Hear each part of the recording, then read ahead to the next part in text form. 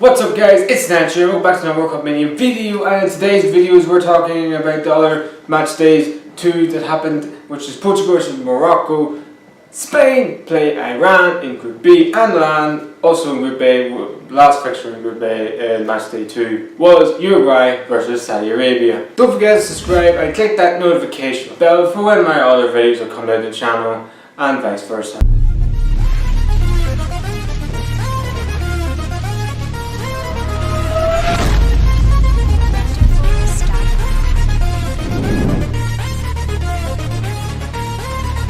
But we're going to get out for Portugal versus Morocco in a game where Morocco lost. They were out of the World Cup, and pity baddy boo, that's what they did. They lost 1-0 thanks to Cristiano Ronaldo, who has stepped up so far in this World Cup. He scored the only goal of this game in the 4th minute. It was a real good work free kick, good work corner from Portugal, crossed in the box. Ronaldo unmarked, downing header in the back of the net.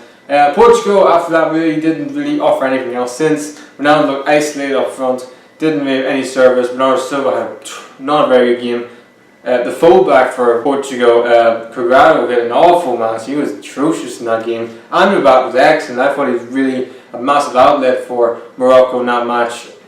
But Morocco, just for me, they were the better team in the whole game. They just lacked a goal scorer in their team that could definitely score the goals. Just like Ronaldo done this tournament, like many other strikers, Harry Kane and many others have done this to him. Just to put the ball in the net is the hardest thing to do in football. For me, Morocco just didn't have that in this World Cup for me, and that's the reason why they're going home. As for Portugal, we can see what they can offer going forward. They just need a point in the next game to get into the next round of the World Cup in the last 16, and I expect them to do so. Will they top the group? We don't really know. We'll see what Spain can do in the next game, but for me, Portugal, you don't really want to play this team. They're very hard to beat. Yes, just like they did the European Championships where they won the Euros. They're hard to beat. I'm with the best player in the world. Don't say it to any Messi fans out there. He can do it, and if you got that player in your team, we all know you can do something at this tournament. So for me, Ronaldo's top goal scorer in this tournament, 4 goals now. Morocco are going home. Uruguay played Saudi Arabia. Saudi Arabia, who absolutely got fisted 5-0 by the Russians. That sounded weird. Played Uruguay. Uruguay, who were poor against Egypt, but got away with a 1-0 win. And today was pretty much the same for Uruguay. They were poor again. But Luis Suarez in the right place at the right time, just like Ronaldo, you could say.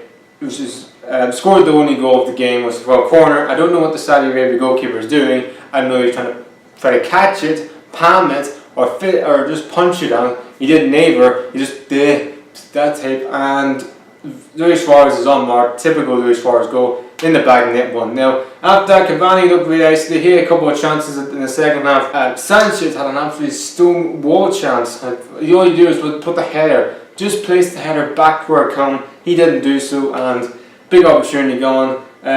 Saudi Arabia played very well in this game, way better than what they did against Russia. They had to do way better than they played against Russia, and they did so. They just don't, just like Morocco, they just don't have a goal scorer, and for me, that's the reason why they are going home along with Egypt. After this win, Uruguay and Russia now have automatically qualified, and they're the first 2 to qualify for the next rounds, for the next stage of the World Cup. So we'll see if those 2 can really bring in this later stages. Russia have been excellent so far in this World Cup, and definitely been the surprising team so far. Uruguay, we expected them to get through, and I think we one of the when they get to the next round, you don't want to play against your Uruguay team. They're very resolute defending. They've got Diego Coutinho, I think one of the best centre backs in world football, and a really good centre back pairing with Gimenez, who's had an excellent tournament so far. He's with the winner obviously against Egypt, has a really good understanding.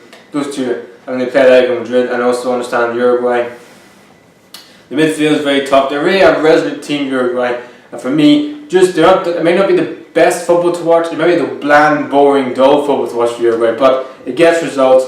They have 2 men up front in Suarez and Cavani, and they've got 2 main guys in defence, in Diego Coutinho and also in Gimenez. They've had an okay tournament. We see what they can do in the later stage. As for Saudi Arabia, you guys have been pretty awful so far in this tournament. Can't even get a point or even score. Can't even score a goal against Egypt. We wait and see in that. But I think so far they've been the worst of the team in this whole entire World Cup. Which was left was, the last game was to talk about Iran versus Spain, and a game where Spain, for me, needed to show what they can do. Yes, they did amazing against Portugal, apart from they would have won that game if it wasn't for Ronaldo's amazing free kick. And for me, Spain, in the first half, the football was sensational. Iran just put 10 men behind the ball, played pretty much 6 free, 1 up front, a line of 6, then a 3 and then a 1. It was really hard to get anything going for Spain. Like, they were so passing from left to right, in the middle. They just couldn't break this Iran defense down. And for me, they lacked a little bit of sort of cohesion, sort of fast passes, like 1 touch, 2 touch, 1 touch, 2. So they didn't even play any of that in the first half. But I give credit to Iran, definitely in the first half was so solid in that defense as a structure, and organisation was at a T. Some play acting I didn't really like. You could say cheating from Iran, from the goalkeeper. Come on, seriously, he didn't. Jay Costa didn't even touch it for, I don't know what you, for the foot. The second half, Spain definitely got better. The goal came from Costa. Really nice play from who else? The greatest midfield player of all time. That is Andres Iniesta. He put an amazing pass into Costa. Yes, it deflected off a Saudi Arabia player, but hit Costa's shin anyway. It went in the back of the net. It was the only goal of the game. Iran had a goal disallowed due to VAR. It was the right decision, and it was a countryman offside, and it may have also touched his hand, so it wasn't going to count anyway. They had a massive chance at the end. Just a really nice play from one of the Iran players, just nutmeg PK, put an unbelievable ball, and all he do is just head it in. No, he side-footed headed in. It just did not work, and for me, it's a terrible header. And like I said, Iran, Morocco, Saudi Arabia, so far, the Asian and African teams so far have just not had a finisher, number 9 that can put the ball in the net. Like we saw yesterday from Senegal, they had that Niang and Mania as well. They don't have that sort of team so far. Iran just didn't have that, but they had major chances. If they played like they did in the first half, they may have a chance. But I understand they don't have the players like they did around it. I totally understand it.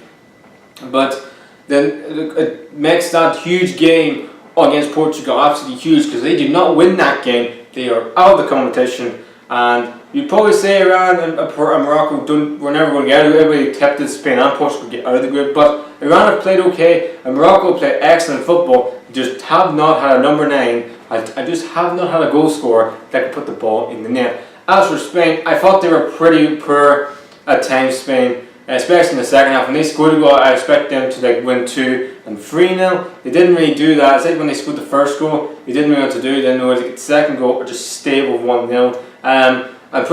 Spain have been pretty not great so far. You could say maybe the coach being sacked has really hindered them, but it shouldn't really, with the players they've got, the quality they've got, and also the experience they've got. They've won 3 major tournaments, a World Cup and 2 European Championships with this team. So this team should not fall under pressure. But I'm not really favourite of Spain, but we don't know. We wait to see what they can do at the later stages of the tournament. So guys, that's the World Cup Mania video for this one. Be on the lookout for watching tomorrow's video, which I will be talking about Argentina. Can Messi get running in this World Cup? I'll also be watching France after hopefully they can put on a better performance against Peru, and also Australia, who I thought played very well in the last game, but I'm not going to get a draw in that game as they take on Denmark. Please like, subscribe, The Natural. We'll see you later.